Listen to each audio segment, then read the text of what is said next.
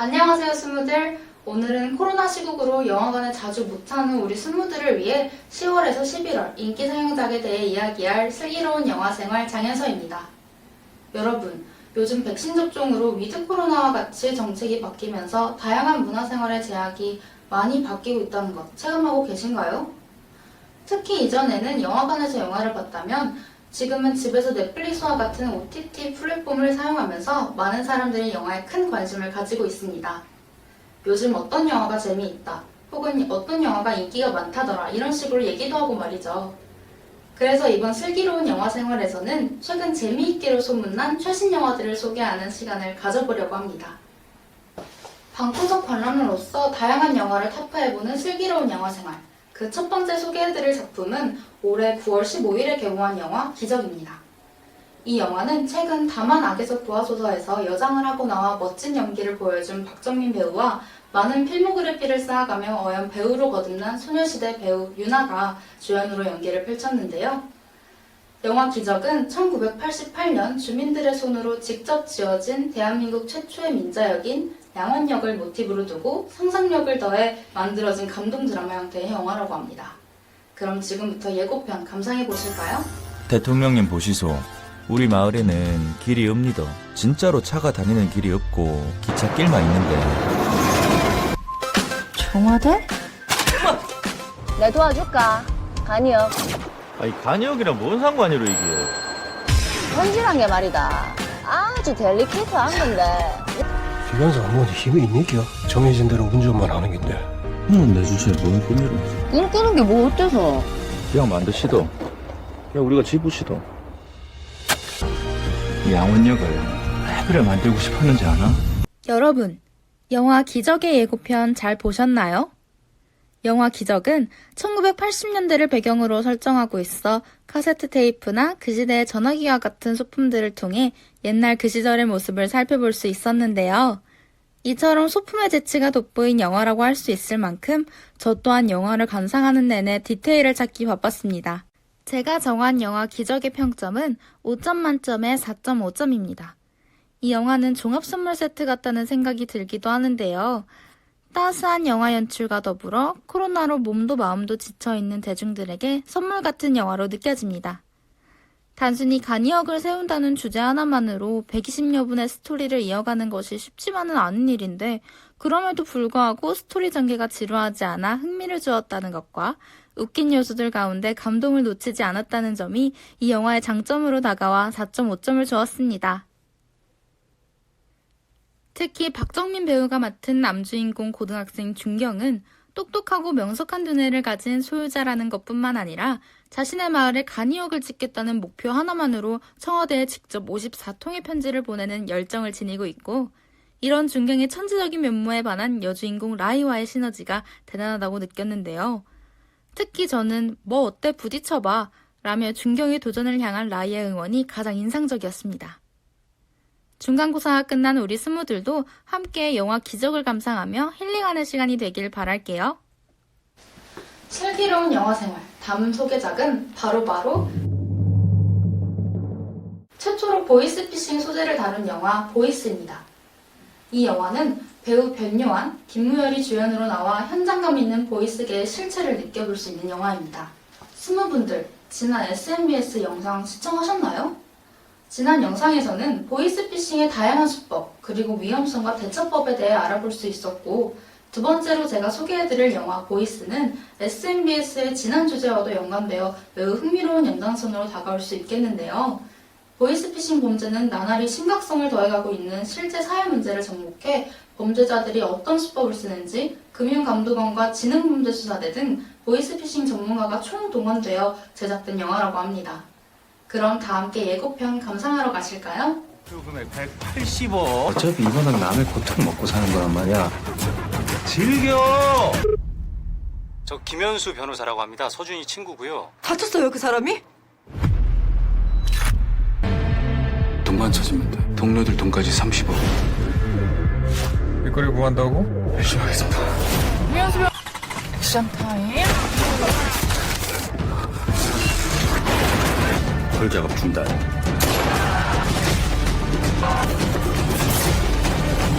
이거 맞죠? 와, 여러분, 보이스 예고편 영상 잘 보셨나요? 현실감을 극대화하고 치밀한 범죄 수법과 실제 사례들을 융화한 영화 보이스를 보며 힐링 영화 기적과는 다르게 박진감 넘치는 느낌이 들어 손에 땀을 쥐고 봤던 것 같아요. 특히 범인을 잡기 위해 그 깊은 곳까지 잠입하는 스토리뿐만 아니라 보이스피싱 피해자의 분노를 담은 주인공 변유 안의 격렬한 맨몸 액션, 그리고 잡히지 않는 절대 악을 향한 통쾌한 응징이 짜릿하게 다가온 영화였습니다. 더 이상 말하면 스포일러가 될 수 있으니 영화관에서 시청하시길 바라며 영화 보이스의 소개를 마치도록 하겠습니다. 제가 정한 영화 보이스의 평점은 5점 만점에 4.2점입니다. 이 영화의 특징은 매우 현실적이고 주인공을 맡은 변유한 배우의 연기가 돋보였는데요. 제 개인적인 생각으로는 변유한, 김무열 배우뿐만 아니라 다양한 배우들의 감정 연기가 함께 연출되었다면 더욱 좋은 영화가 되었을 것이라고 생각해요.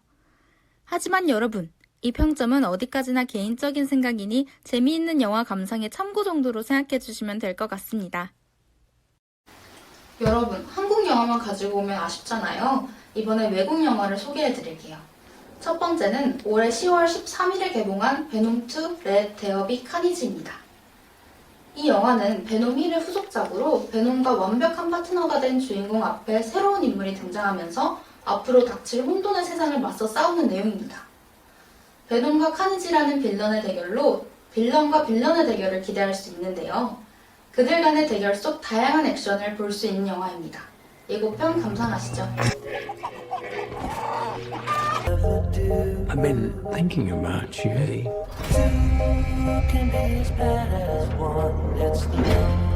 Cause you and I are the same.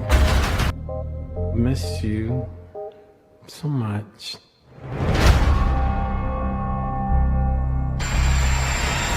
Soon come chaos.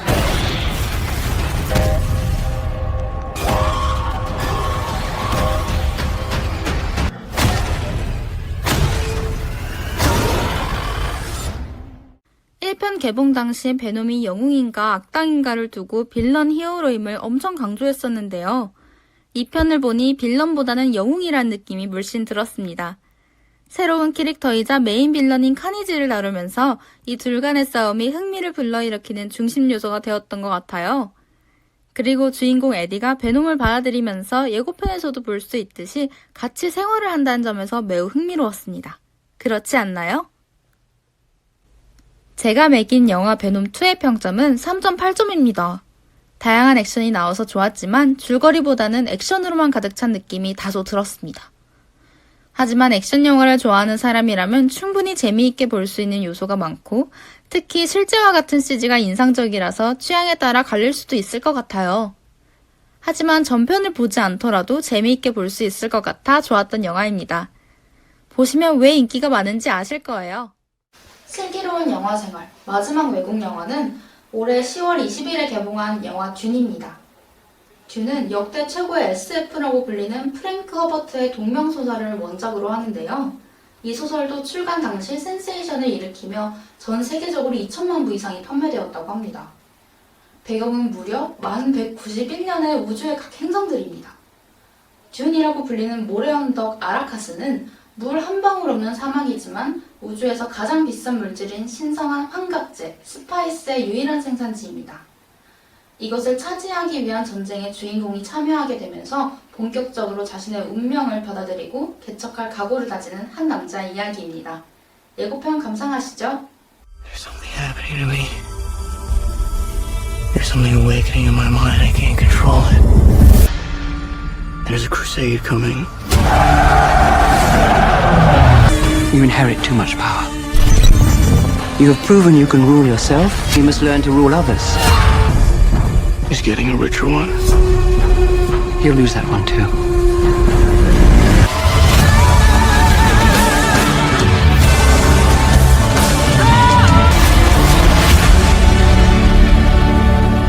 Fear is the mind killer.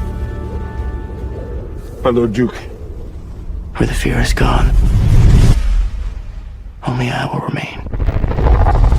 예고편 어떠셨나요? 듄의 주인공은 시공을 초월한 존재이자 전 우주를 구원할 예지된 자의 운명을 타고났다고 합니다.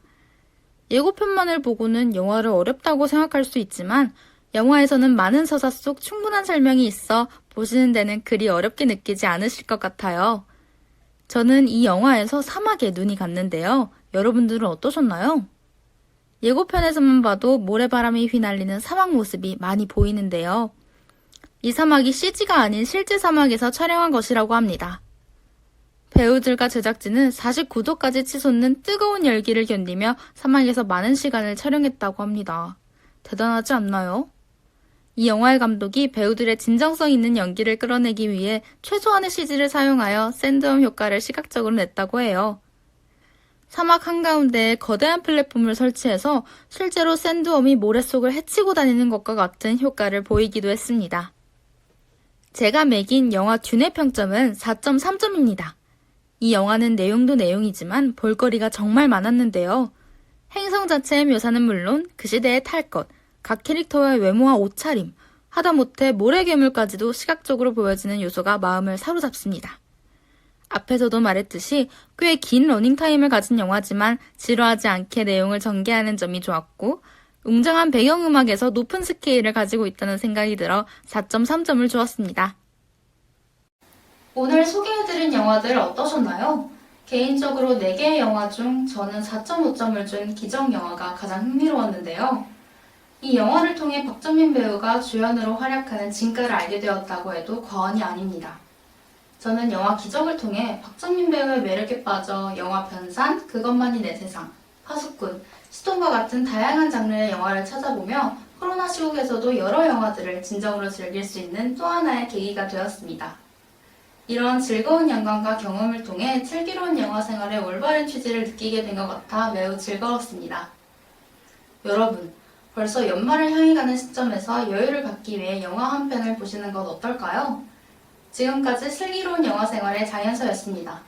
다음에 재미있는 영화로 또 만나요. 안녕.